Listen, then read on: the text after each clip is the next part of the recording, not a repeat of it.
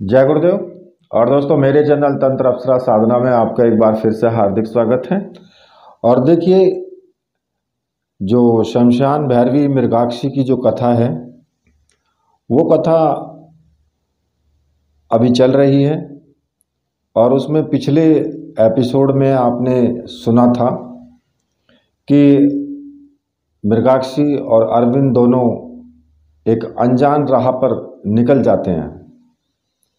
और उसके बाद मृगाक्षी उनको अरविंद को समझाती है कि उसे असत्य भाषण नहीं देना चाहिए था। ठीक है, तो अब आगे की कथा मैं आपको सुनाता हूँ। जब उसने कहा कि तुमने थोड़े बहुत रूप से असत्य भाषण किया है, मुझे यह ज़्यादा अच्छा नहीं लगा। मेरी बात तुम्हें बुरी लगी होगी, परंतु है सही। मैंने जो कुछ सोचा है, जो कुछ करना है, वह करूंगी ही।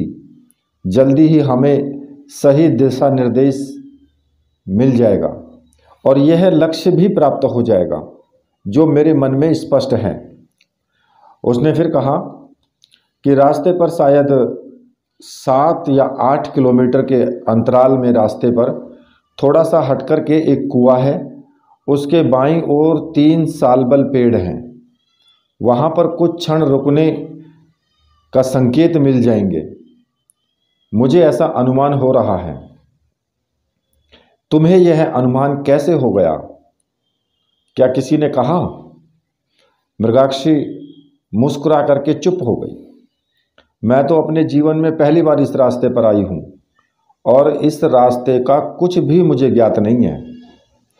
पर यदि जैसा मैंने बताया है वैसा ही मार्ग में मिल जाता है तो मैं समझूंगी कि जो कुछ मुझे संकेत मिला है वह सही है और सही रास्ते पर हम चल रहे हैं।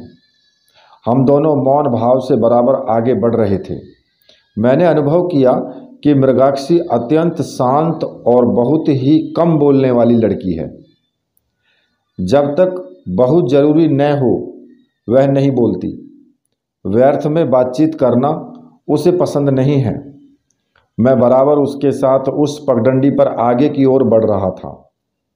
अब शायद पहाड़ी क्षेत्र थोड़ा थोड़ा प्रारंभ हो गया था। बहुत दूर ऊंचे पर्वत दिखाई दे रहे थे।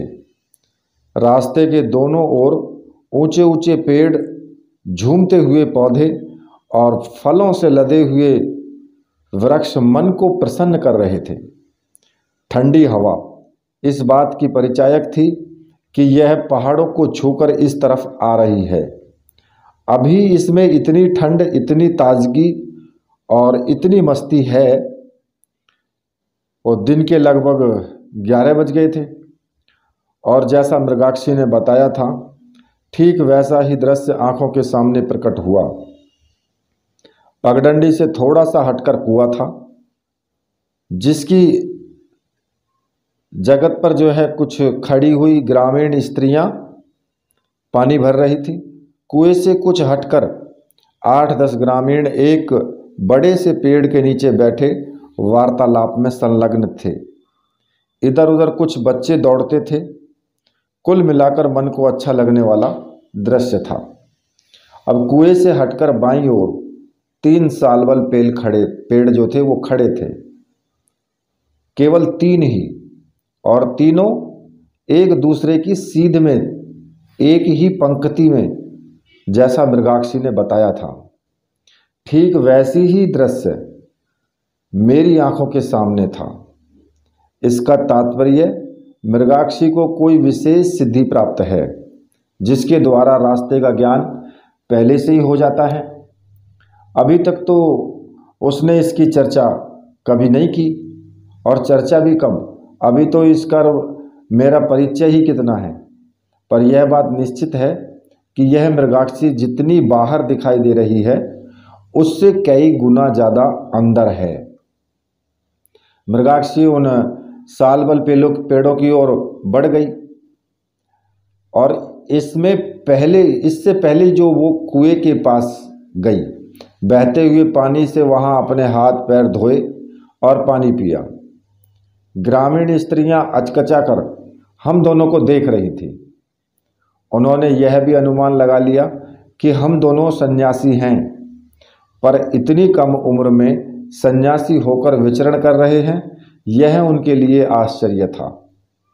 बीच वाले पेड़ के नीचे मैंने अपनी धोती फटक कर बिछाई और इस पर एक किनारे हटकर मृगाक्षी बैठ गई। मैं भी दूसरी ओर बैठ गया। मृगाक्षी ने कहा, मुझे सही संकेत मिला था।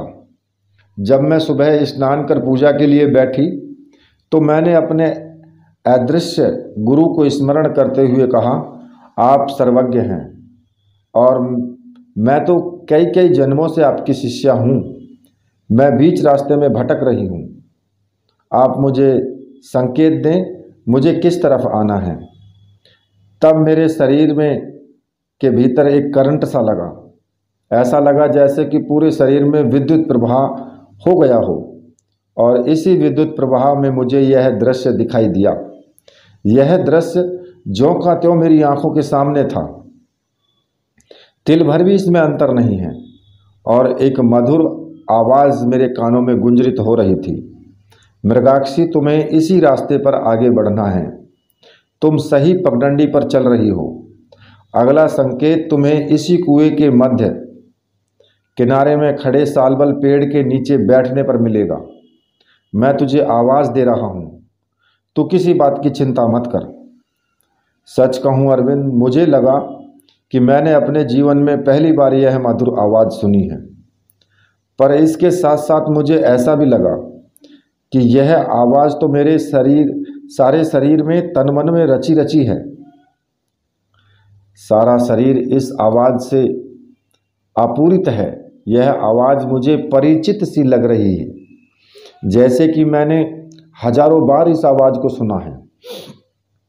और ज़रूर यह आवाज़ मेरे गुरु की है, वही गुरु जो मेरे सर्वज्ञ हैं, मेरे प्राण हैं, मेरी चेतना है और मेरी धड़कन है। और कहते कहते भाव विभोर होकर उसने आंखें मूंद ली। फिर एक क्षण के बाद चैतन्य होकर के बोली कि अरविंद, गुरुदेव ने मुझे यह कहकर पुकारा जैसे कि कोई अत्यधिक प्यार से अपने स्वजन को पुकारता है। उन्होंने कहा, मृगाक्षी, तू सही पगडंडी पर है। मैं तुझे आवाज़ दे रहा हूँ। और मैं चुपचाप बैठा हुआ उसकी बातें सुन रहा था। इसमें गुरुदेव के प्रति कितनी अधिक भक्ति और अनन्यता है, कितनी अधिक श्रद्धा और सम्मान है, उनके प्रति कितनी अधिक बेचैनी और तड़प है। यदि इसके शरीर पर पंख लगे होते तो निश्चित ही यह एक क्षण में ही उड़कर उनके पास पहुंच जाती। ऐसी ही अनन्यता तो शिष्य में होनी चाहिए। तभी मृगाक्षी उठ खड़ी हुई। ऐसा लगा कि जैसे उसे कोई संकेत मिल गया हो। वह बिल्कुल एकदम सीधी खड़ी हो गई।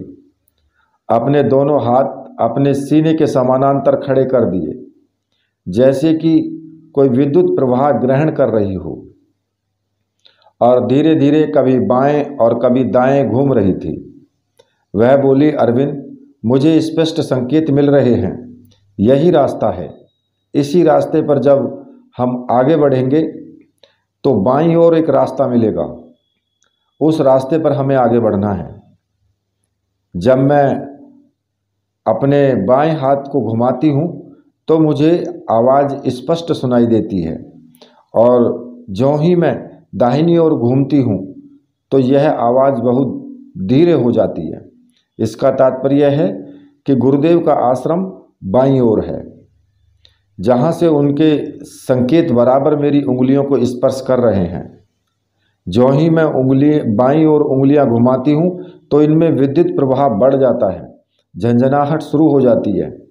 निश्चय ही उसी ओर पहाड़ों के मध्य में कहीं पर गुरुदेव बैठे हुए हैं और मुझे संकेत दे रहे हैं। मैं स्वयं भी उठ खड़ा हुआ और बाईं ओर मुड़कर अपना हाथ फैला दिए, पर मेरे हाथों में किसी प्रकार की कोई झंझनाहट नहीं हुई। मेरे हाथों में किसी प्रकार विद्युत प्रवाह का अनुभव मुझे नहीं हुआ। क्या मुझे गुरुदेव की तरफ से कोई अनुभूति नहीं होती? क्या मैं किसी योग्य नहीं हूँ कि गुरुदेव मुझे संकेत दें और मैं एक तरफ खड़ा हो गया? मृगाक्षी उस बिछी धोती पर ही बाईं ओर को मुंह पर पद्मासन में बैठ गई, वो बाईं ओर मुंह करके, और अपने नेत्रों से ऐसा लग रहा था, उसके नेत्रों से, कि वह गहरी समाधि में चली गई है। जरूर वह कोई विशेष साधना के माध्यम से संपर्क स्थापित कर रही है। मैं चुपचाप बैठा हुआ उसके चेहरे की ओर देख रहा था। मृगाक्षी का शरीर थोड़ा सा कंपित हुआ। ऐसा लगा कि बार बार विद्युत प्रवाह उसके शरीर को स्पर्श कर रहा है। बीच बीच में रह रहकर उसका शरीर थिरक जाता। उसकी आंखों से ऐसा लग रहा था जैसे वह कुछ दृश्य, कुछ घटनाएं देख रही है। उसने आंखें खोल दी, पास पड़े हुए वस्त्र से अपनी आंखें पोंछी और बोली, गुरुदेव ने साक्षात उपस्थित होकर दर्शन दिए हैं। मैं तो धन्य हो गई। कितना सुंदर, बलिष्ठ और आकर्षक शरीर है उनका। कितने सुंदर और तेजस्वी नेत्र हैं। चेहरे पर कितनी अधिक ज्ञान की गरिमा और प्रभा मंडल है उनके। वास्तव में वे आदित्य हैं, युग पुरुष हैं, सर्वश्रेष्ठ हैं। मैं तो अपने पास उन्हें खड़े हुए देखकर कृतकृत्य हो गई। अरविंद, वे मुझे बुला रहे हैं। हम दोनों को बुला रहे हैं। मेरे साथ तुझे भी आने के लिए कहा है। उन्होंने स्पष्ट संकेत दिया है कि हमें किस रास्ते पर चलना है, किस तरफ जाना है और कहाँ रुकना है। अभी शायद 3-4 दिन लग जाएंगे उनके आश्रम तक पहुँचने पर मेरी आंखों के सामने सब कुछ स्पष्ट है। रास्ता पूरी तरह से मुझे ज्ञात हो गया है। हिमालय के मध्य में स्थित उनका आश्रम अत्यंत भव्य और अद्वितीय है। जैसा मैंने 2-3 दिन पहले उनका आश्रम देखा था, वही आश्रम है, वैसा ही आश्रम है। अरविंद, तुझे तो प्रसन्नता से नाच उठना चाहिए। गुरुदेव ने आग्रह करके कहा है कि अरविंद को भी कह देना कि वह यहाँ आए। मैं उसे कई जन्मों से प्यार करता हूँ। सच अरविंद, तेरे नाम से तुझे पुकारा है, तुझे बुलाया है। वास्तव में ही गुरुदेव की हम दोनों पर असीम कृपा है। वे यहाँ स्वयं उपस्थित हुए हैं। मृगाक्षी चलने के लिए तैयार हो गई। मेरे मन में एक क्षण के लिए प्रसन्नता की हिलोरें उठी कि गुरुदेव ने मेरे नाम से मुझे पुकारा, मुझे अपने पास बुलाया। उन्होंने कहा कि मैं तो उसे कई वर्षों से प्यार करता आ रहा हूँ, तो जरूर पिछले जन्म में उनका संबंध रहा होगा। पर फिर मुझे उनकी आवाज़ क्यों नहीं सुनाई देती? जिस प्रकार से मृगाक्षी को संकेत मिल रहे हैं, उसी प्रकार से मुझे संकेत क्यों नहीं मिल रहे हैं? जिस प्रकार से ध्यान में मृगाक्षी को दर्शन दिए, उसी प्रकार से मेरी आंखों के सामने साकार क्यों नहीं आ जाते? मैंने पिछले जीवन में कोई बहुत बड़ा पाप किया होगा, तभी तो उनकी आवाज़ सुनाई नहीं दे पड़ रही है, उनके संकेत नहीं मिल रहे हैं। मृगाक्षी ने कहा, तू बेकार चिंता कर रहा है। ना तूने कोई पाप किया है और ना गुरु के प्रति कोई विश्वासघात ही। गुरुदेव तो अथाह सागर की तरह हैं। वे शिष्य की गलतियों को भी अपने आप में पचा लेते हैं। तू किसी भी प्रकार से अपने दिल को छोटा मत कर। जब गुरुदेव ने तेरा नाम लेकर आने को कहा है, तो जरूर उनके मन में तेरे प्रति बहुत अधिक स्नेह है। मैं आश्चर्यचकित सा रह गया। मृगाक्षी को मेरे मन के भावों को कैसे पता चला? मैं तो होठों से कुछ बोला ही नहीं था। मेरे मन में कुछ जरूर भाव उठ रहे थे कि शायद गुरु के प्रति कोई विश्वासघात तो नहीं हो गया, पर इन विचारों को भैरवी ने कैसे जान लिया? जरूर इसके पास कोई विशिष्ट सिद्धि है जिसके बल पर मन के भावों को ये पढ़ लेती है। मृगाक्षी बोली, चलो विलंब न करो, धूप बढ़ रही है और हमें जल्दी से जल्दी रास्ता पार करना है। यहाँ से 2 मील आगे की ओर बाईं ओर को एक रास्ता जो है पहाड़ों की ओर जाएगा। हमें उसी रास्ते पर आगे बढ़ना है और शाम होते होते पुनाचा गांव पहुंचना है। पुनाचा गांव? तुम्हें इस गांव का नाम कैसे पता चला? और फिर मैं मन ही मन अपने कथन पर लज्जित हो गया। जिसे गुरुदेव की तरफ से संकेत मिल रहे हों, रास्ता निर्धारित हो रहा हो, उसे गांव का पता तो चल ही जाएगा। जो मेरे मन के भावों को पढ़ सकती है, वह रास्ते के बारे में या गांव के बारे में नहीं जान सकती। और मैं मृगाक्षी के पीछे पीछे चल पड़ा। कुएं के पास से होकर हम उस रास्ते पर गांव से बाहर हो गए। यह सारा क्षेत्र प्रकृति की दृष्टि से अत्यधिक समृद्ध और वैभवशाली था। हरे भरे आकाश को छूते हुए पेड़ अत्यंत ही सुंदर लग रहे थे। छोटी छोटी वनस्पति और फूलों से लदे हुए पौधे मन को सम्मोहित कर रहे थे।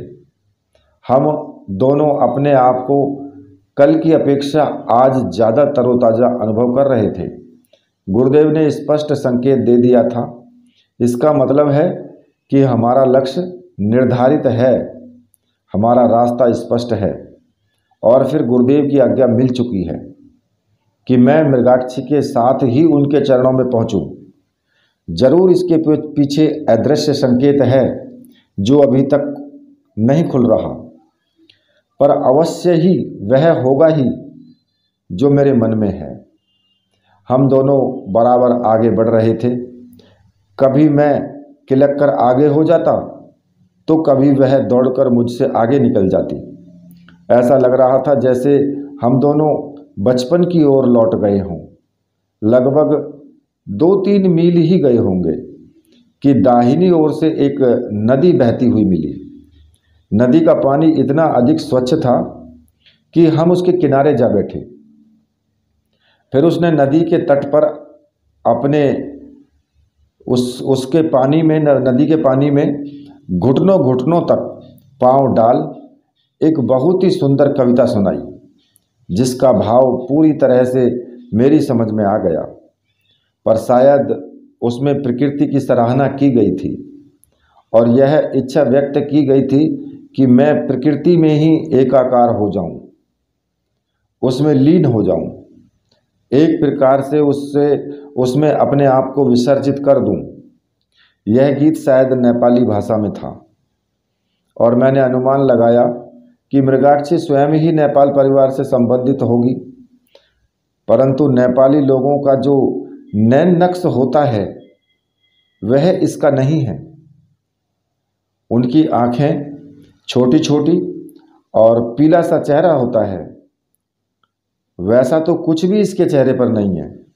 शायद नेपाल की ना हो और कोई नेपाली गीत ही याद हो इसको, या हो सकता है कि यह भारत और नेपाल की सीमा पर रहने वाले किसी परिवार से संबंधित हो।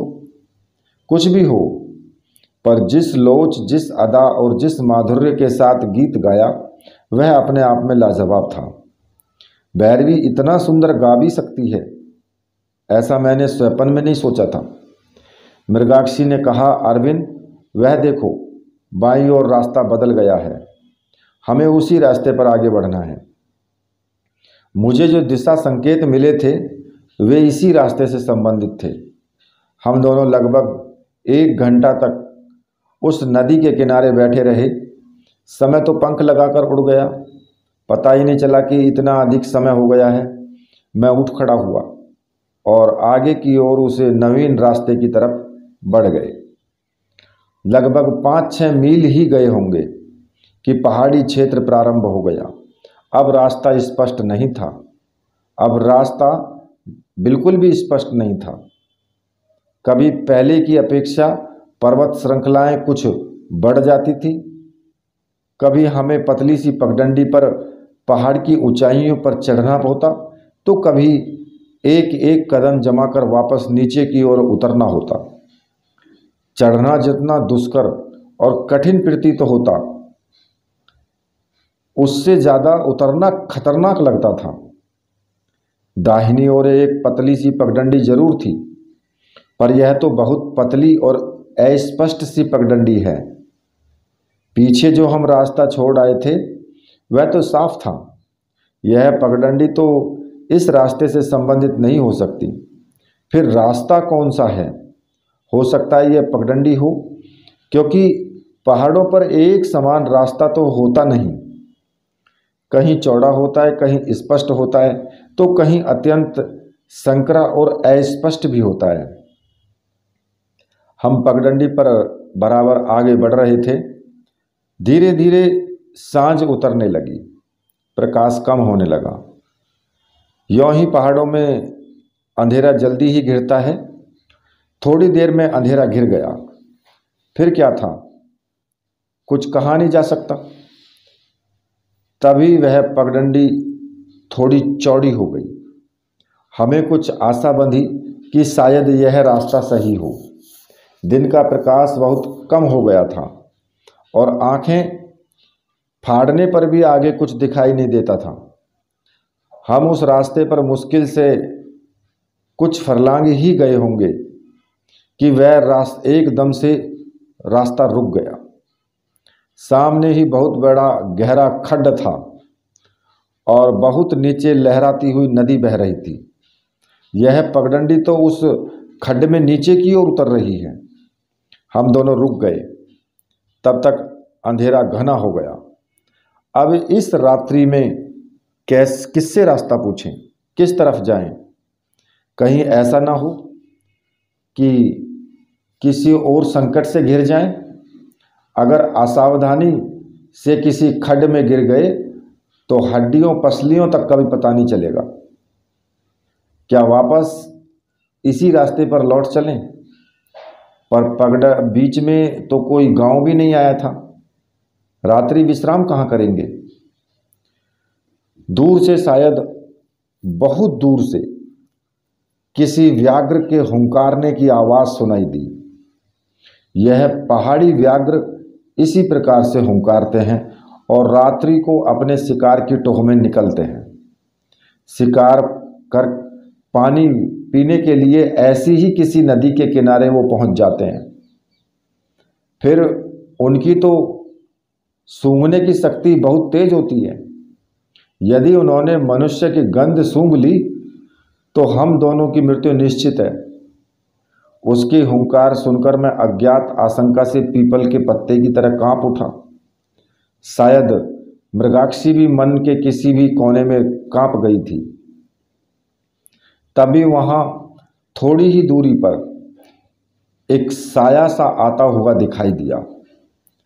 वह साया बिल्कुल नजदीक आ गया तो हमने देखा कि एक अत्यंत वृद्ध पहाड़ी व्यक्ति लाठी लिए हमारे सामने खड़ा था। उम्र होगी लगभग 80-85 के आसपास। कमर थोड़ी झुक गई थी और लाठी के सहारे चल रहा था। वह आकर हमारे सामने खड़ा हो गया। सिर के बाल सफ़ेद हो गए थे और तारों के प्रकाश में ये चांद की तरह चमक रहे थे। लंबी दाढ़ी भी साफ साफ दिखाई दे रही थी। बोला, तुम लोग रास्ता भटक गए हो क्या? मृगाक्षी ने कहा, हाँ बाबा, यह रास्ता हमारे लिए अपरिचित था और हम भटक कर इधर आ गए। उस बूढ़े ने जवाब दिया, चलो मैं तुम्हें रास्ता बता देता हूँ। और वह कहते कहते वो मुड़कर आगे आगे चलने लगा। ना तो मुझे कुछ बोलने का अवसर दिया और ना ठीक ढंग से मृगाक्षी ने कुछ पूछ सकी। वह बूढ़ा लाठी टेकता हुआ बराबर तेज तेज कदमों से आगे आगे चल रहा था और हम दोनों उसका अनुसरण करते हुए बढ़ते जा रहे थे। वह बिल्कुल ऐसे रास्ते से हमें ले गया जो किसी पगडंडी से या रास्ते से संबंधित नहीं था। पैरों के नीचे केवल पथरीली जमीन थी और अज्ञात दिशा। लगभग 1.5 घंटे तक हम इसी प्रकार से चलते रहे। इस पूरे समय में परस्पर कोई बात करने का अवसर ही नहीं मिला। वह बराबर दूरी बनाए हुए चला जा रहा था और मैं तथा मृगाक्षी भी उसका अनुसरण करते हुए बराबर बढ़ रहे थे। तभी हमें बहुत दूर जलती बुझती रोशनियां दिखाई दी। जरूर कोई गांव है और इसी गांव की ओर यह बूढ़ा हमें ले जा रहा था। लगभग आधा घंटा और चलने के बाद गांव नज़दीक आ गया। कुत्तों के भौंकने की आवाज़ें साफ साफ सुनाई दे रही थी। अब गांव बिल्कुल नज़दीक आ गया तो बूढ़े ने पूछा, तुम लोग पुनाचा गांव के ही पहुंचना चाहते थे ना? मृगाक्षी ने कहा, हाँ बाबा, आज का हमारा गंतव्य स्थल पुनाचा गांव ही था। यदि रास्ता न भटके होते तो रात होते होते हम अवश्य ही पुनाचा गांव पहुंच जाते। यह पुनाचा गांव ही है और तुम लोग इस सामने वाले मकान में जाओ, मैंने व्यवस्था कर दी है। और देखते देखते बूढ़ा पास वाली गली में अदृश्य हो गया। मैंने व्यवस्था कर दी है, क्या तात्पर्य है? क्या इस बूढ़े को हमारे बारे में पहले से ही सब कुछ पता था या कोई योजनाबद्ध षड्यंत्र तो नहीं है? हो सकता है इसने मृगाक्षी को लूटने का षड्यंत्र पहले से ही बना रखा हो और इस घर में कोई ऐसी व्यवस्था हो। मृगाक्षी ने कहा, चलो चलते हैं। रात के लगभग 12 बज रहे थे। पूरा गांव सोया हुआ था। जो भी होगा देखा जाएगा। मैंने हिम्मत कर दरवाज़ा खटखटाया तो मामूली धक्के से ही दरवाज़ा खुल गया। आंगन में कोई प्रौढ़ सा व्यक्ति एक स्त्री के साथ खड़ा हुआ था। उसने कहा, आइए, बाहर क्यों खड़े हैं? हम तो 3-4 घंटे से आप लोगों की प्रतीक्षा कर रहे हैं। हमारी प्रतीक्षा? क्या आप लोगों को पता था कि हम लोग आ रहे हैं?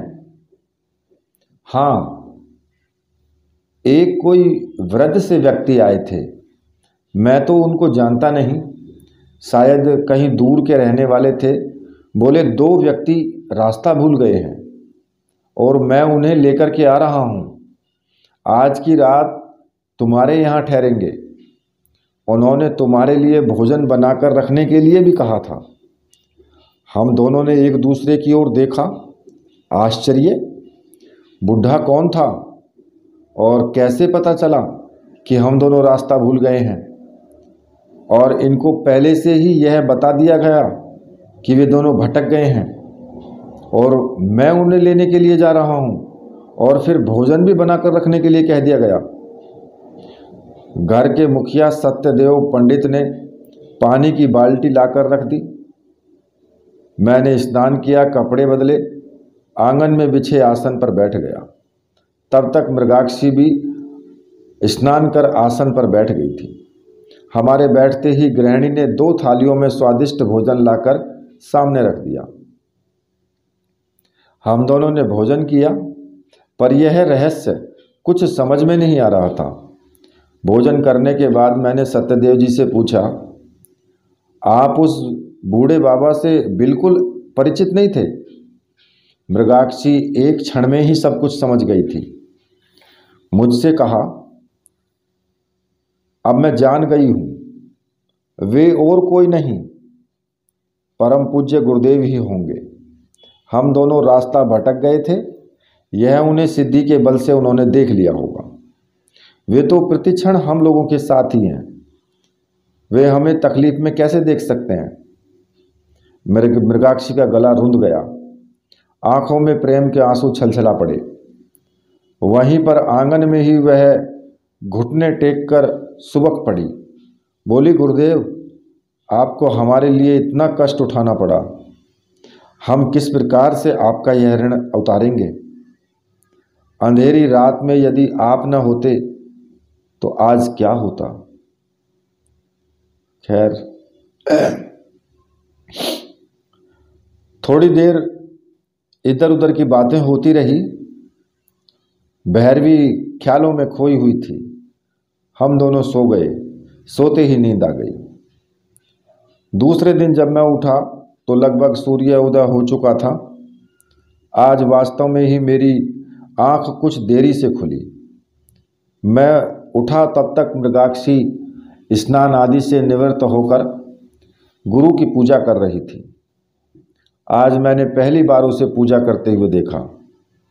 मैंने देखा कि उसने अपने सामने उसने एक प्रतीक चिन्ह रखा है और उसकी पूजा कर वह गुरु स्तुति उच्चारण कर रही है।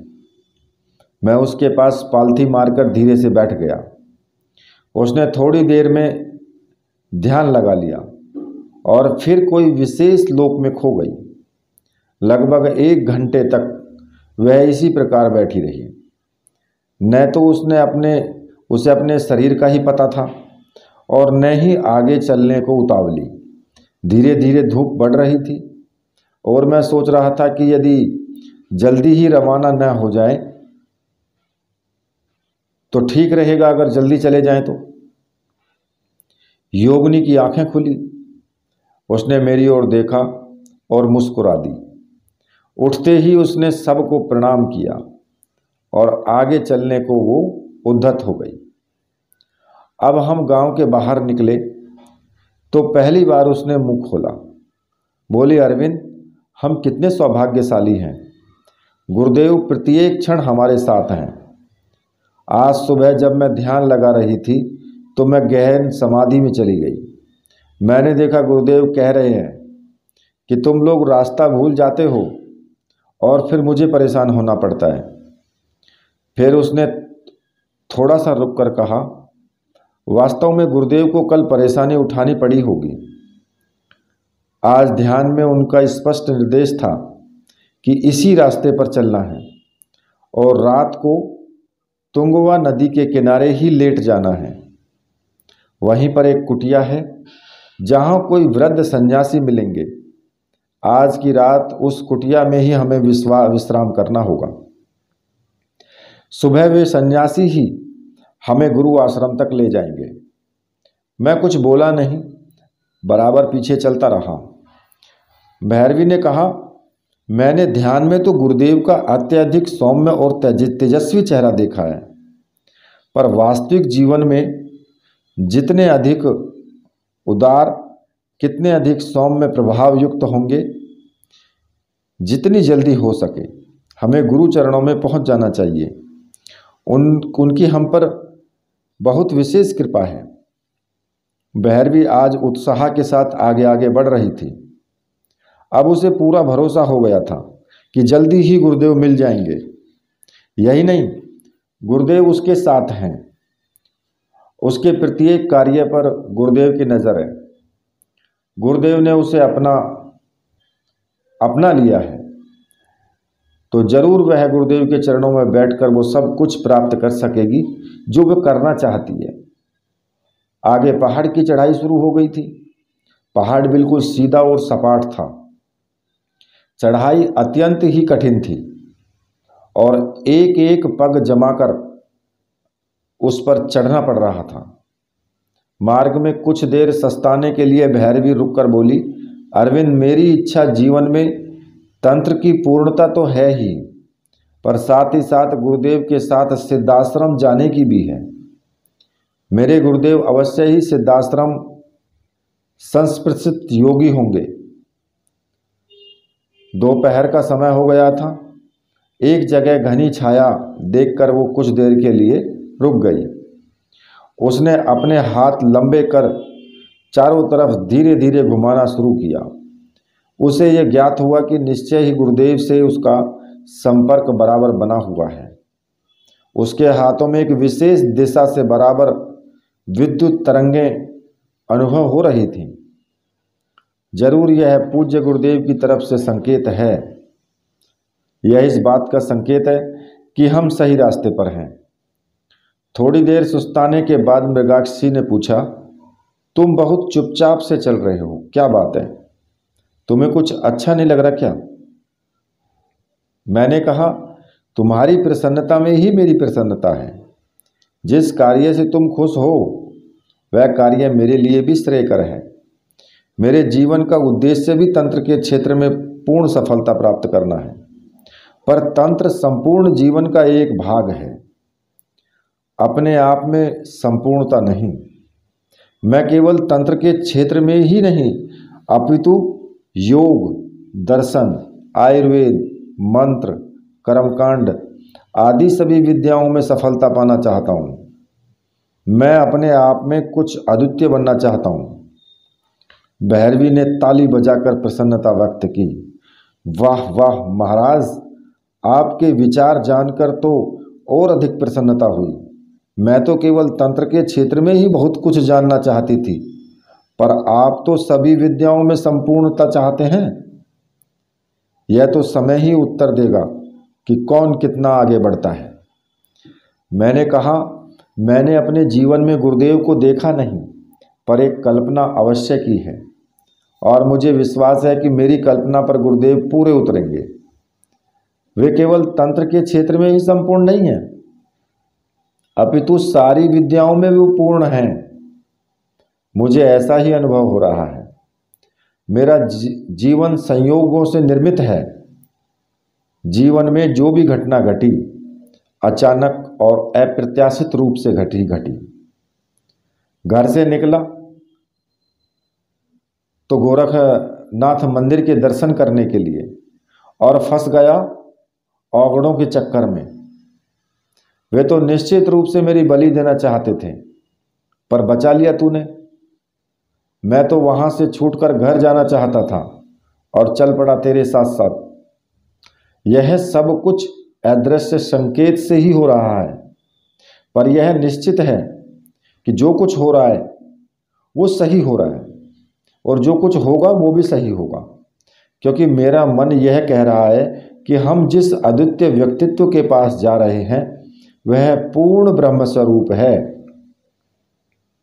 मैंने अपने सारे जीवन की कथा व्यथा भैरवी के सामने खोल दी।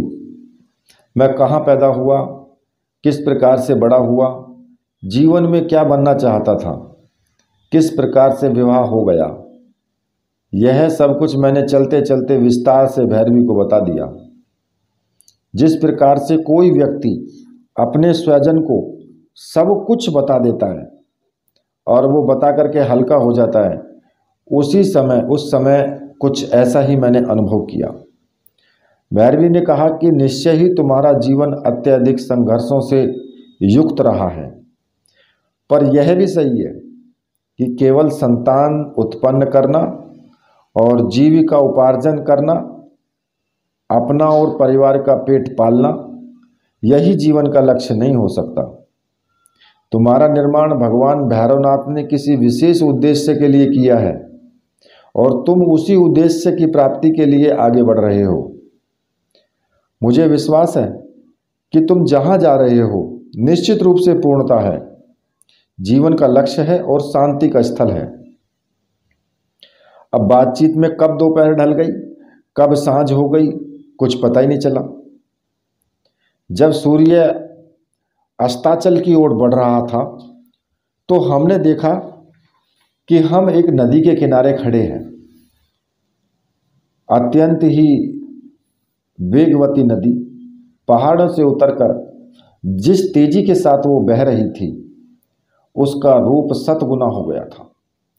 हम दोनों नदी के किनारे एक पड़े हुए पत्थर पर बैठ गए, अपने दोनों पांव नदी में डाल दिए और काफ़ी समय तक नदी के सौंदर्य को, उसके वेग को और प्रवाह को देखते रहे। तभी एक तरफ से एक सन्यासी आते हुए दिखाई दिए।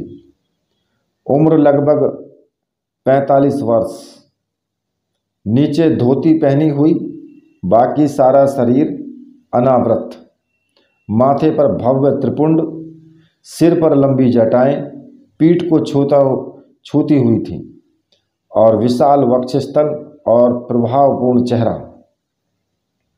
ऐसा लगा कि कोई सौम्य देवदूत ही उस नदी के किनारे प्रकट हुआ हो। बोला, मृगाक्षी बहन, आज रात आपको और अरविंद भाई को यहीं झोंपड़ी में विश्राम करना है।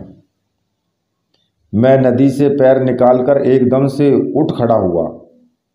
मेरा और भैरवी का नाम इसे किस प्रकार से मालूम है?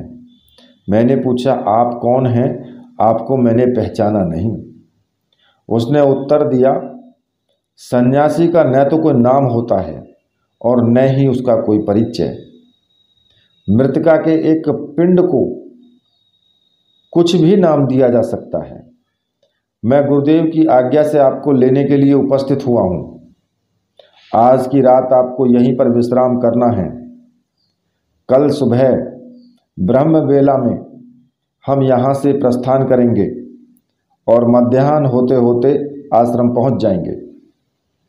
भैरवी ने अत्यंत श्रद्धा से प्रणाम कर पूछा, गुरुदेव ने आपको हमें लेने के लिए भेजा है।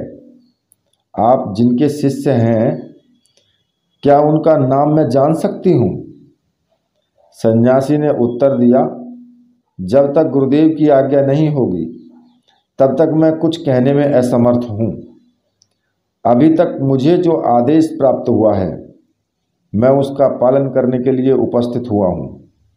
आप बिना संकोच के मेरे साथ चलें, वहाँ सब कुछ व्यवस्था है। हम दोनों उनके साथ चल पड़े। वो तेजस्वी सन्यासी आगे आगे चल रहा था। हम दोनों निश्चित भाव से उसके पीछे पीछे चल रहे थे। करीब 1 मील चले होंगे कि हमें 8-10 कुटियाँ नदी के किनारे ही दृष्टिगोचर हुई। 5-6 सन्यासी कुटी के बाहर बैठे हुए थे। 2-3 सन्यासी नदी तट पर विचरण करते हुए दिखाई दे रहे थे। 5-7 सन्यासिनियाँ भी इधर उधर घूमती हुई दिखाई दे रही थी। हम दोनों पास पहुँचे तो किसी ने कोई विशेष प्रतिक्रिया व्यक्त नहीं की। उन्हें कुछ पता ही नहीं था कि कोई आया है या कोई जा रहा है। सभी अपने आप में मगन थे। एक खाली कुटिया की ओर संकेत करते हुए सन्यासी ने कहा, यह कुटिया आपके लिए है। आप यहाँ रात्रि विश्राम करें। नदी तट पर स्नान आदि से निवृत्त हो जाएं। कुटिया में ही भोजन रखा हुआ है, प्रसाद ग्रहण कर लें। यह कहकर सन्यासी एक तरफ चला गया। हम दोनों नदी तट पर पहुँचे और जी भर के स्नान किया। लगभग आधे घंटे तक मैं स्नान करता रहा। फिर बाहर निकलकर कपड़े बदले और जब कुटिया में आया तो भैरवी ने जंगल के बड़े बड़े पत्तों पर खाना परोस कर रख दिया। बोली, मैं तो तुम्हारी प्रतीक्षा कर रही थी, भोजन कर लो, सुबह से कुछ खाया ही नहीं है। मुझे उसका उलाहना और मनुहार दोनों ही प्रिय लगे। मैंने शांत चित्त से भोजन किया। हाथ धोकर मैं मृगाक्षी के साथ ही नदी तट पर घूमने के लिए निकल पड़ा। मैंने अनुभव किया कि सभी सन्यासी पूर्णतः निष्प्रह हैं। किसी से कोई लगाव नहीं, किसी प्रकार का छल या दुर्व्यवहार नहीं। जो कुछ है वो स्पष्ट है, सबके सामने है। ना तो हमारे खाने का किसी ने ध्यान दिया और ना इस बात का ध्यान दिया कि हम कौन है, कहाँ से आए हैं, कहाँ जा रहे हैं। नदी तट पर चलते चलते भैरवी ने कहा, कितना अच्छा दृश्य है, कितना रमणीक स्थान है। जी चाहता है यहीं बैठ जाऊं, 4-6 महीने यहीं पर रहकर उन साधनाओं और सिद्धियों का पुनः अभ्यास करूं जो मैंने सीखी है। प्रकृति के बीच पूरी तरह से प्रकृति में बनकर रहूं। पर मैं जल्दी से जल्दी गुरुदेव के पास पहुंच जाना चाहती हूं। जरूर यह स्थान भी गुरुदेव के आश्रम का एक भाग होगा और ये सन्यासी यहाँ किसी विशिष्ट साधना में रत होंगे। यह क्या रहस्य है, ये कौन है, यहाँ क्या साधना कर रहे हैं, कुछ पता नहीं चल रहा। ना तो कोई साधना स्थल दिखाई दे रहा है और ना कोई यज्ञ कुंड ही। मुझे तो यहाँ आए 3-4 घंटे हो गए हैं। आज भैरवी कुछ ज़्यादा ही अधीर सी लग रही थी। यदि उसका बस चलता तो रात को ही चलकर वो गुरुदेव के पास पहुँच जाती। हम दोनों घूमकर वापस कुटिया तक पहुँच गए। सभी सन्यासी सन्यासिनियाँ कहीं अन्यत्र चली गई थी। भैरवी उस कुटिया के अंदर जाकर सो गई। मैं भी कुटिया के बाहर एक स्वच्छ शिला पर वस्त्र बिछा करके सो गया। ऊपर चंद्रमा खिल गया। मेरी आंखों में नींद नहीं थी। मैं अब सही अर्थों में सन्यासी था। सन्यासी के तो धैर्य पिता, दया जननी और भ्राता मन है संयम। यह आकाश ही मेरे ओढ़ने का वस्त्र है, यह पृथ्वी ही मेरा बिछौना है, और यह सारा वातावरण ही मेरे वस्त्र हैं। यह सारा परिवार मेरा है, ये वृक्ष, ये नदी, ये पत्थर। फिर मैं अकेलापन कैसे महसूस कर सकता हूँ? कल दोपहर निश्चित ही गुरुदेव के आश्रम तक पहुँच जाएंगे। गुरुदेव अत्यंत समर्थ और उच्च स्तरीय हैं। उन्होंने पग पर हमारा ध्यान रखा है। आगे का रास्ता बहुत बीहड़ और पहाड़ों के मध्य में होगा, तभी इन सन्यासियों को लाने के लिए भेजा है। न तो हमने गुरुदेव को देखा है और न परिचय ही हुआ है, फिर भी उन्होंने जिस प्रकार से हमारा ध्यान रखा है, वैसे तो पिता ही अपनी संतान का ध्यान रख सकता है, पर क्या वे मुझे अपनाएंगे? भैरवी को तो बराबर उनके संकेत मिल रहे हैं, उनके ध्यान में भी वो बराबर आ रहे हैं, पर अभी तक मेरे ध्यान में तो आए ही नहीं। तो क्या वे मुझसे नाराज हैं? क्या उन्होंने मुझे नहीं बुलाया है? तो क्या वे मुझे स्वीकार नहीं करेंगे? भैरवी ने तो कहा था कि गुरुदेव ने तुम्हें भी बुलाया है। तुम्हारा नाम लेकर उन्होंने कहा है कि उसको भी साथ लेती आना। भैरवी असत्य नहीं बोल सकती, वह छम धम से पूर्णतः दूर है। मुझे कब नींद आ गई और कब आँख खुली कुछ पता नहीं चला। जब मेरी आँख खुली तो सूर्य उग आया था। भैरवी नदी में स्नान कर कुटिया में आ गई थी। यह मुझे क्या हो गया है? मैं तो नित्य ब्रह्म मुहूर्त में उठ कर के स्नान संध्या आदि से निवृत्त होता था। अब तो सूर्य निकलने के बाद उठना होता है। यह जड़ता मेरे शरीर में कैसे व्याप्त हो गई? मैं लज्जित भाव से उठा और तेजी से नदी की ओर चला गया। शौच स्नान संध्या आदि से निवृत्त होकर जब मैं कुटिया पर आया तो भैरवी तैयार खड़ी थी। उसके चेहरे पर एक अपूर्व रौनक थी। आज वह अपने गुरुदेव के दर्शन करेगी। उमंग और उल्लास उसकी आंखों से छलक रहा था। उसने किंचित उल्हाने के स्वर में कहा, आलसी महोदय, जल्दी करो, सन्यासी जी हम लोगों की प्रतीक्षा कर रहे हैं। वास्तव में यहाँ पर रुक कर के मैं थोड़ा आपको बताता हूँ। यही दृश्य देखा था और तभी मुझे अनुभव हुआ था। ये सारा जितना भी मैं अब आपको बता रहा हूँ, ये सारा एक फ़ोटो की तरह देखा हुआ है, जैसे कि टीवी सीरियल चलता है। मैंने देखा कि कल जिस सन्यासी ने हमें यह कुटिया दिखाई थी और जो नदी तट पर मिले थे, वे किंचित दूरी पर खड़े हमारी ही प्रतीक्षा कर रहे थे। मैंने तुरंत कपड़े पहने और कुटिया के बाहर आया तो सन्यासी जी ने चलने का संकेत दिया और हम दोनों पीछे पीछे चल पड़े। वह लगभग 2-2.5 मील तक तो नदी के किनारे किनारे चला और फिर एक पुल से होकर नदी पार कर गया। हमने देखा कि नदी के ऊपर लकड़ी का एक मोटा सा लट्ठा पड़ा है और उसी पर पांव रखकर वह पार उतर गया है। जिस प्रकार कोई नट रस्सी पर अपनी बाजीगिरी दिखाकर आगे बढ़ता है, उस लट्ठे पर से नदी पार करना मेरे लिए तो कुछ कठिन सा था। पर यह भैरवी किस प्रकार इस नदी को पार करेगी, यह विचारणीय विषय था। मैंने नीचे देखा तो बहुत गहराई में नीचे नदी बहती तेजी के साथ वो बह रही थी। हम काफ़ी ऊंचाई पर थे, जहां दोनों पहाड़ी के बीच की दूरी थोड़ी सी थी, वहीं पर किसी ने लकड़ी का लट्ठा रखकर उसे पुल का स्वरूप दे दिया था। भैरवी ने मेरी ओर देखा। मैं एक तरफ खड़ा था। सन्यासी हाथ के संकेत से उस तरफ आने को कह रहे थे। उसने कहा, घबराने की जरूरत नहीं, लट्ठे पर पैर रखकर दौड़ते हुए आ जाओ, लट्ठा काफी मोटा है। मैं लट्ठे की ओर ध्यान किया। मैंने उसकी मोटाई मुश्किल से 9-10 इंच की थी। यदि बीच धार में जाने पर लट्ठा टूट गया तो मृत्यु निश्चित है।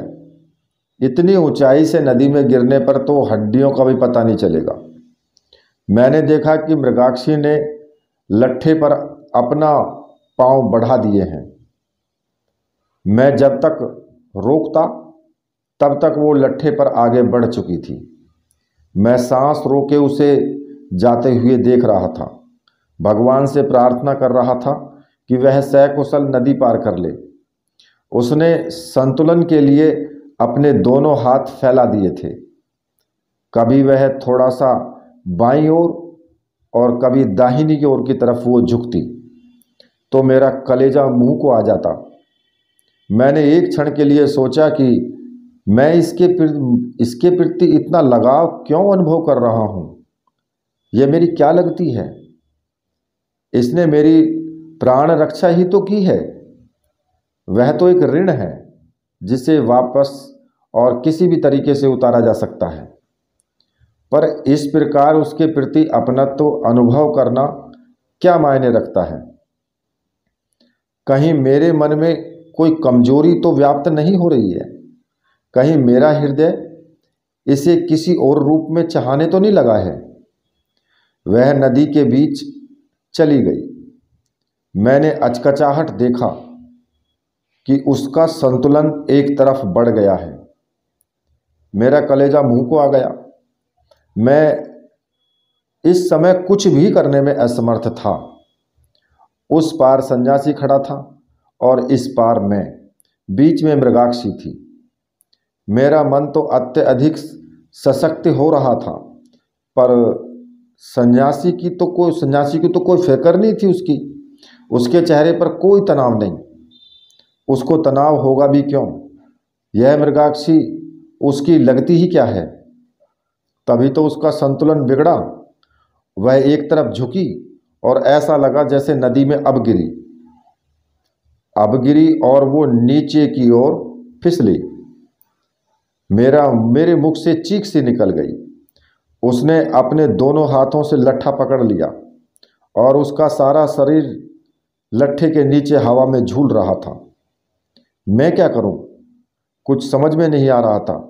यदि मैं लट्ठे पर पांव रखता हूं तो इस पर एक वजन और बढ़ जाएगा और ज़्यादा वजन होने से इसके टूटने का भी खतरा है। ऐसी स्थिति में तो हम दोनों की मृत्यु निश्चित है।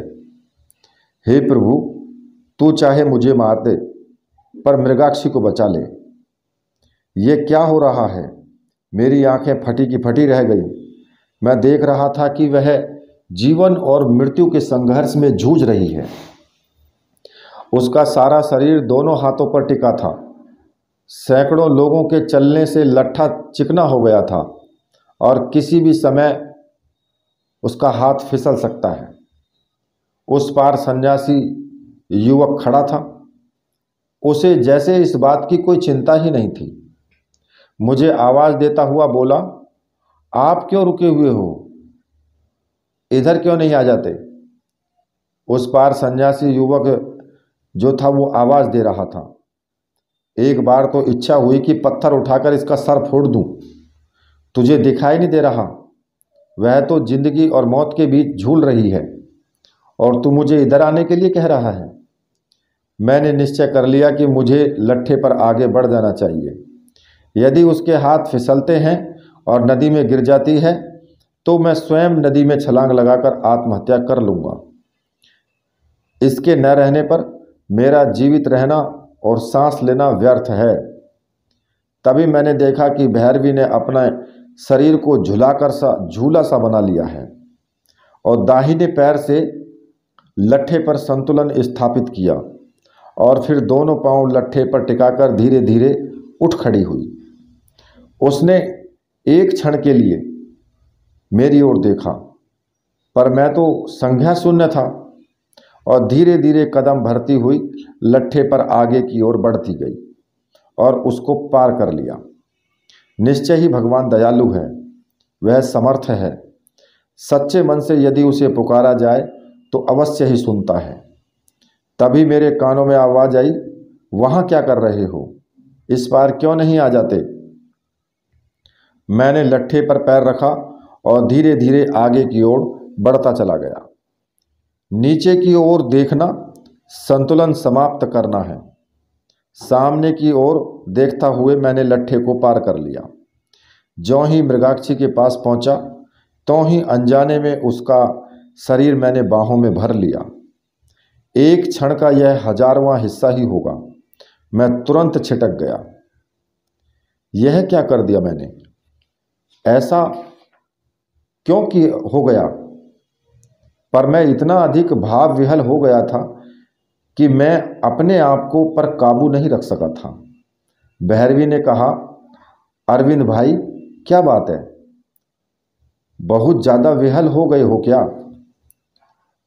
अरे यह तो मिट्टी का शरीर है, यदि इस नदी में विलीन हो जाती तो क्या अंतर पड़ता है। पर ऐसा हो ही नहीं सकता था, क्योंकि गुरुदेव ने मुझे बुलाया है। बिना उनसे मिले मैं मर ही नहीं सकती थी। सन्यासी को तो जैसे कुछ हुआ ही नहीं था। ज्यों ही मुझे नदी के इस ओर आते हुए देखा तो उसने निष्प्रभाव से आगे कदम बढ़ा दिए। हम दोनों उनके पीछे पीछे चल पड़े। ऐसा लग रहा था मुझ में कोई बहुत बड़ा अपराध हो गया हो। जी करता था कि वापस लौट पड़ूं और उस लट्ठे पर से नदी में छलांग लगा दूं। मृगाक्षी पीछे मुड़ी। मुझे पीछे आते हुए देखकर वह रुक गई और बोली, अरविंद क्या बात है, इतने मरे मरे से क्यों चल रहे हो क्या गया है तुझे। तू तो मेरा भाई है और बहन की रक्षा करना तो भाई का कर्तव्य होता है। पास खड़ी हुई बेल को तोड़कर मेरे दोनों हाथों को राखी बांधते हुए बोली, इस बहन की रक्षा करना और साथ रहना तेरा धर्म है। मैं एक और उलझन में फंस गया था। जितना भी ज्यादा मैं सुलझना चाहता था उतना ही ज्यादा उलझता जा रहा था। यह नियति क्या क्या खेल करा करती है, या क्या खेल करा रही है मुझसे। इसे तो मेरी दाहिनी कलाई पर राखी ही बांध दी है। अब तो और अधिक जिम्मेदारी मेरे सर पर आ गई है। मैं देख रहा था कि सन्यासी बहुत तेजी से आगे आगे चल रहा है। सही कहा जाए तो हम लगभग दौड़ से रहे थे, फिर भी उसकी चाल के बराबर अपने आप को गतिशील नहीं कर पा रहे थे। न तो वो कहीं विश्राम ले रहा था और न ही मुंह से कुछ बोल रहा था। हम एक विशेष पहाड़ की ओर बढ़ गए थे। बर्फ से आच्छादित ये पहाड़ अत्यंत सुंदर लग रहा था। पहाड़ के नीचे ही नदी बहती हुई दृष्टिगोचर हो रही थी। सन्यासी ने एक क्षण के लिए विश्राम किया। बोला, थक गए हो तो थोड़ी देर सस्ता लो, जल्दी ही हमें चलना है। यह गंधमादन पर्वत है, इसकी चढ़ाई थोड़ी कठिन है, पर ऐसी कोई बात नहीं है कि हम चढ़ ना सकें। सन्यासी मुश्किल से 2-3 मिनट रुका होगा। उसने हम दोनों की ओर देखा और फिर आगे की ओर बढ़ गया। हम दोनों उसके पीछे पीछे चल पड़े। वास्तव में ये पहाड़ अत्यंत ही बेढंग और सीधी चढ़ाई वाला था। एक एक कदम जमा जमा कर ऊपर चढ़ना पड़ रहा था। वह सन्यासी तो उस पर ऐसे चढ़ रहा था जैसे कोई घर की सीढ़ियां चढ़ रहा हो, पर हमारे लिए तो वो चढ़ाई निश्चय ही कठिन थी। प्रत्येक कदम पर सांस फूल जाता और रुककर सांस लेने के लिए बाध्य होना पड़ता। बड़ी कठिनाई से हम पहाड़ पर चढ़ गए। यद्यपि छोटी सी पगडंडी अवश्य थी, पर वह नहीं के बराबर थी। उस तरफ के जो थी वो चरवाहे की पगडंडी पर तेजी से आगे बढ़ जाते होंगे, पर हमें तो प्रत्येक कदम को संभल संभल कर उठाना पड़ता। और आगे बढ़ना पड़ा। जब वह सन्यासी पहाड़ की चोटी पर था, तब हम आधे रास्ते को ही पार कर पाए थे। जब ऊपर चढ़े तो देखा कि वह अत्यंत समतल मैदान है, हरा भरा, प्रकृति द्वारा शोभित, अत्यंत ही आकर्षक स्थल था वो। पहाड़ पर ऐसा मैदान मिल जाना भी अपने आप में सौभाग्य ही कहा जाता है। यहाँ से ढलान प्रारंभ हो जाती है। आगे आगे सन्यासी उतर रहा था और उसके पीछे मृगाक्षी संभल संभल कर। मैं उसे सावधान करता हुआ पीछे था। अचानक मेरा पैर फिसला। शायद मेरा ध्यान मृगाक्षी को सावधान करने की ओर लगा रहा था, या कोई कारण रहा हो। फिसलकर मैं पहाड़ी से लुढ़कने लगा। मैंने कहीं पढ़ा था कि यदि पहाड़ पर लुढ़क जाओ तो अपने दोनों हाथ और पैर फैला देने चाहिए, जिससे कि लुढ़कने की गति कम हो जाए और शरीर को ज़्यादा चोट ना लगे। मैंने यथासंभव ऐसा ही करने का प्रयत्न किया। मुश्किल से 8-10 कुलाचे खाई होंगी कि सन्यासी ने लपक कर मेरा हाथ पकड़ लिया। मुझे उठाते हुए बोले, क्या कर रहे हो? देख कर चलना चाहिए ना। मृगाक्षी की तो चीख निकलते निकलते रह गई थी। बोली, शायद मुझे सावधान करने के चक्कर में तुम लुढ़क गए। मैं मृगाक्षी के व्यंग को समझ गया।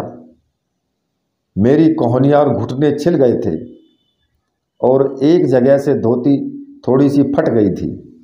मैं अपने आप को संयत कर नीचे उतरने लगा। थोड़ी देर में हम नीचे उतर आए। आगे समतल रास्ता था, परंतु अभी तक कोई भी आश्रम आदि के ऐसे चिन्ह जो है दृष्टिगोचर नहीं हो रहे थे। उस मैदान को पार किया। थोड़ा सा आगे बढ़ने पर छोटा सा नाला मिला, पर फिर भी उसमें पानी का वेग ज़्यादा ही था। मैं तो उसे चलकर पार करना था हमको। आगे आगे सन्यासी अपनी भगवा धोती को थोड़ा सा ऊपर उठाकर नाला पार कर गया। मैंने देखा कि नाले में पानी 4-5 फुट से ज़्यादा नहीं है। नाला पार करने के बाद एक पहाड़ी और दिखाई दी। सन्यासी दौड़ता हुआ उस पर चढ़ने लगा। सन्यासी की चाल देखकर मैं समझ गया कि आश्रम कहीं निकट ही है। जब घर नज़दीक आता है तो चाल अपने आप बढ़ जाती है। शायद यह पहाड़ी पार करने पर आश्रम दिखाई देगा, या फिर यह भी हो सकता है कि अभी आश्रम दूर हो और जल्दी पहुंचने के उद्देश्य से सन्यासी तेजी से आगे बढ़ रहा हो। जो भी हो, चलना ही जीवन है और जब तक चलते रहना है, जब तक कि लक्ष्य न मिल जाए। मैंने देखा कि भैरवी बराबर मेरे आगे आगे जा रही है। इस लड़की में भी गजब की हिम्मत है। पता नहीं कितनी ऊर्जा है इसके अंदर। जब भी मैंने देखा है, इसे आगे ही बढ़ते देखा है। थकने का तो नाम ही नहीं है। आत्मनियंत्रण में भी इसमें ज़रूरत से ज़्यादा है। थोड़ी सी चढ़ाई प्रारंभ हो गई थी। पैर चढ़ाई के थोड़े थोड़े अभ्यस्त हो गए थे। बड़ी कठिन चढ़ाई थी यह भी।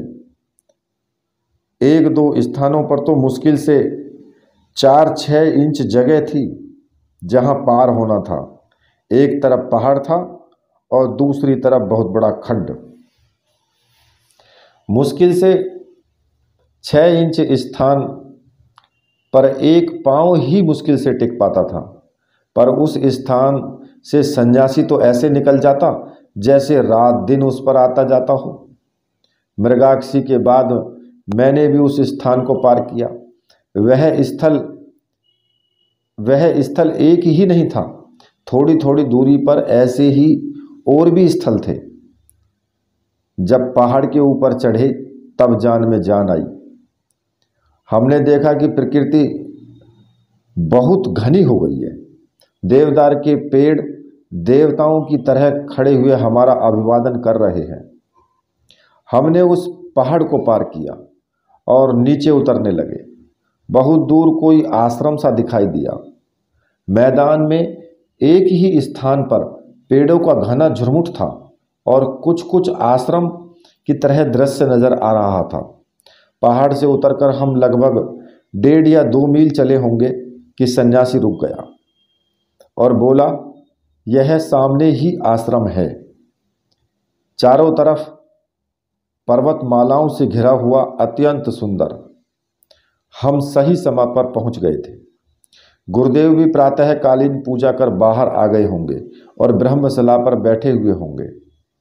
हम दोनों के शरीर में रोमांच हो गया। जिसकी कई वर्षों से कामना थी वह सामने ही है।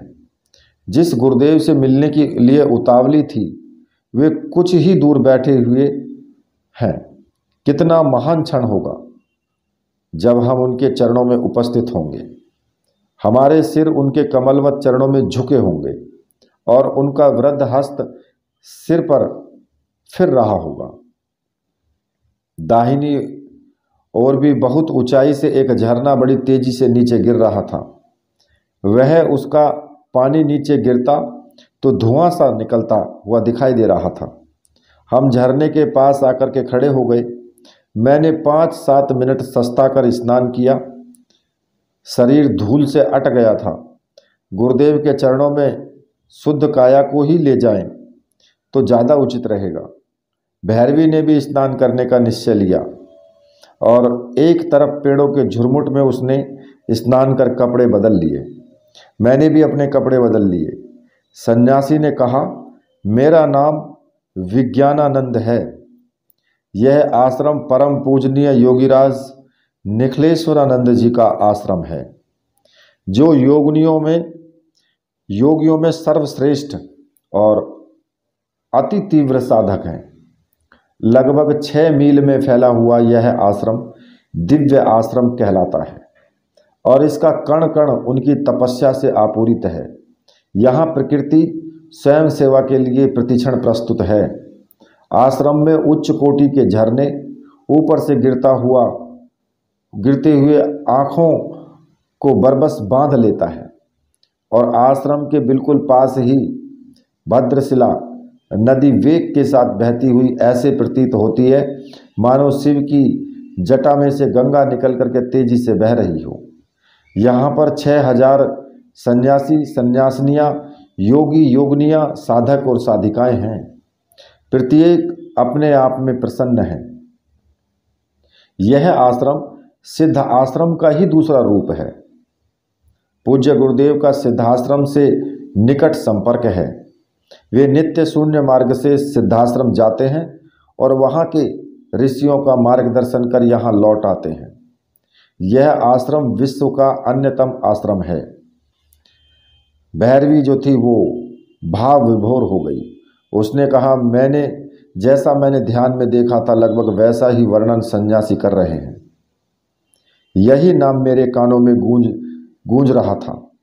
योगीराज निखिलेश्वरानंद जी तो विश्वविख्यात सन्यासी हैं, जिसका नाम ही अपने आप में पवित्र, दिव्य और उदात्त है, जिनका शिष्य होना अपने आप में गौरव माना जाता है। उच्च कोटि के सन्यासी और योगी मन में यह हसरत पाले रहते हैं कि किसी प्रकार जीवन में एक बार उनके दर्शन हो जाए। उनका शिष्य बनना तो कई जन्मों के पुण्यों का उदय ही माना जाता है। तो क्या परमहंस योगी राज सच्चिदानंद जी के प्रधान शिष्य निखिलेश्वरानंद जी मेरे गुरु हैं? क्या मेरा सौभाग्य इतना महान है कि मैं उस गुरु का सानिध्य प्राप्त कर सकूंगी? क्या मेरे जीवन का पुण्य उदय हो गया है कि मैं उनके पास पहुंच सकूंगी? क्या मेरे जीवन का पुण्य उदय हुआ है, मैं उनकी शिष्या का गौरव प्राप्त कर सकूंगी? उसने नजरें ऊपर उठाई तो सन्यासी स्थिर चित्त से एक तरफ खड़ा हुआ था। भैरवी ने सोचा, निखिलेश्वरानंद जी का नाम तो 1000 बार सुना है। औघड़ कपालनाथ भी कह रहा था कि मेरे ऐसे भाग्य कहाँ कि मैं अपने जीवन में उनके दर्शन कर सकूं। उनका दर्शन ही जीवन की पूर्णता है। जो अपने आप जीवन में एक बार उनके दर्शन कर लेता है उसका जीवन तो स्वयं ही धन्य हो जाता है। वे तो साक्षात शिव के स्वरूप हैं।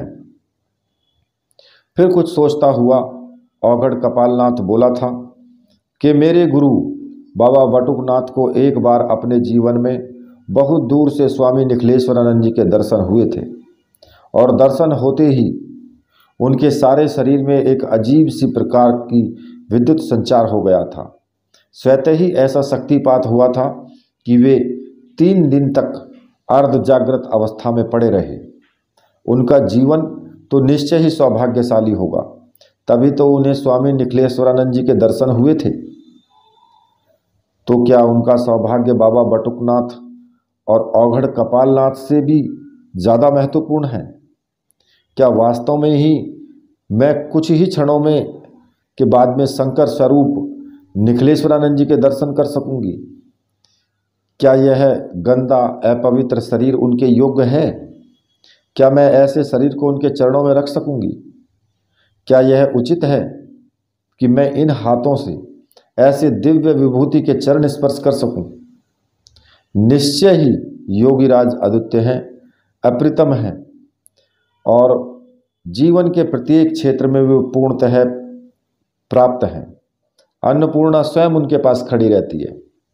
जितने भी शिष्य उनके आसपास होते हैं उन्हें भिक्षा की जरूरत नहीं होती।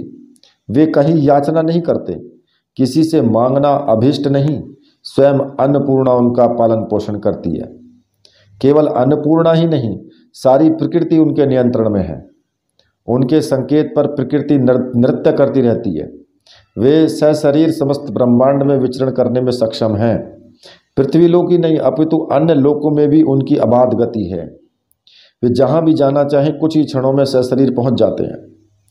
काल और दूरी उनके लिए मायने नहीं रखती। मैं स्वयं इतने महान योगी का नाम सुनकर भाव विभोर हो उठा। एक प्रकार से मुझे अपने कानों पर विश्वास नहीं हो रहा था कि कभी स्वामी निखिलेश्वरानंद जी के दर्शन हो सकेंगे। मैंने बंगला भाषा में प्रकाशित उनकी जीवनी पढ़ी थी। बंगाली मसाई ने वह जीवनी मुझे पढ़ने के लिए दी थी और कहा था कि ऐसे युग पुरुष निखिलेश्वरानंद जी के दर्शन तो जीवन में संभव नहीं, पर उनकी यह जीवनी भी उतनी ही पवित्र और उदात्त है। इसको स्पर्श करने पर भी सारे शरीर में विद्युत प्रवाह सा अनुभव करने लगता है। उस पुस्तक में मैंने पढ़ा था कि परमहंस स्वामी निखिलेश्वरानंद जी मंत्र दृष्टा और मंत्र सत्रष्टा हैं। उन्होंने नवीन मंत्रों की रचना कर कुछ विशिष्ट साधना पद्धतियों को विकसित किया है जो कि सर्वथा गोपनीय, दुर्लभ और अप्राप्य हैं। सिद्धाश्रम के वे नियता हैं। ऊंचे से ऊंचे योगी भी इन्हें देखकर अभ्यर्थना के लिए उठकर खड़ा हो जाता है। सिद्धाश्रम के योगिनियों में भी इनका बहुत बड़ा स्थान है। उन्होंने सिद्ध आश्रम में जो परिवर्तन किए हैं वे अपने आप में अद्वितीय हैं। यज्ञ के क्षेत्र में, विशिष्ट साधना पद्धतियों के क्षेत्र में इनका नाम साधनात्मक इतिहास में अमिट रहेगा। मैंने पढ़ा था कि वे अधिकतर या तो सिद्धाश्रम में रहते हैं या फिर अन्य अपने आश्रमों में। उस पुस्तक में दिव्य आश्रम का भी वर्णन था। तो क्या यह वही दिव्य आश्रम है जहां हम जा रहे हैं? वह बंगाली लेखक स्वयं उच्च कोटि के सन्यासी योगी थे। वे स्वयं निखिलेश्वरानंद जी के शिष्य रहे थे और तंत्र के क्षेत्र में विशिष्ट साधनाएं संपन्न की थी। उन्होंने भाव विभोर होकर प्रमाणिक दृष्टि से उनकी जीवनी लिखने का प्रयास किया था। फिर भी उन्होंने अंत में लिखा था कि मैंने यद्यपि 600 पृष्ठों में बहुत कुछ समेटने का प्रयत्न किया है, परंतु उनके जीवन का करोड़वां हिस्सा भी मैं इस पुस्तक में व्यक्त नहीं कर सका हूँ। उनके जीवन को शब्दों में बांधना संभव नहीं है। पूरे समुद्र को गठरी में बांधा जा सकता है। उनका व्यक्तित्व भी हिमालय से महान और समुद्र से भी ज़्यादा अगाध है। वे सही शब्दों में युग पुरुष हैं। भैरवी ने स्वामी जी की ओर मुताकिब होकर के कहा कि विज्ञानानंद, जो वास्तव में हम अपने आप को रोमांचित अनुभव कर रहे हैं, हम ऐसे महान विभूति और युग पुरुष के सामने जा रहे हैं जो हजारों हजार सूर्य से भी ज़्यादा प्रखर अद्वितीय है, जिसकी साधनात्मक था पाना संभव नहीं है। निश्चय ही सिद्धाश्रम के वे अद्वितीय योगी हैं। और मैंने कहीं पढ़ा था कि सिद्धाश्रम में सबसे ज़्यादा शिष्य उन्हीं के हैं। तो देखिए, आज की जो कहानी है मैं आपको यहीं तक मैं सुनाऊंगा, और इसका अगला पार्ट मैं आपको आगे आने वाले वीडियो में दूंगा। लेकिन यहाँ पर निखिलेश्वरानंद जी, जिनका गृहस्थ नेम आप जानते ही हैं, डॉक्टर नारायण दत्त श्रीमाली जी, और सन्यासी नाम उनका स्वामी निखिलेश्वरानंद। कितने संत, बड़े संत हैं, कितने बड़े योगी हैं, ये तो गुरुदेव स्वयं ही जानते हैं, बाकी तो दूसरा तो कोई जानता ही नहीं है। खैर, आगे की जो कथा है वो मैं आपको आने वाले वीडियो में दूंगा। तब तक के लिए मैं आपसे विदा लेता हूँ। मेरे साथ बोलिए बोलिए वीर बजरंगबली हनुमान जी महाराज की जय। बोलिए मेरे परमहंस गुरुदेव की जय।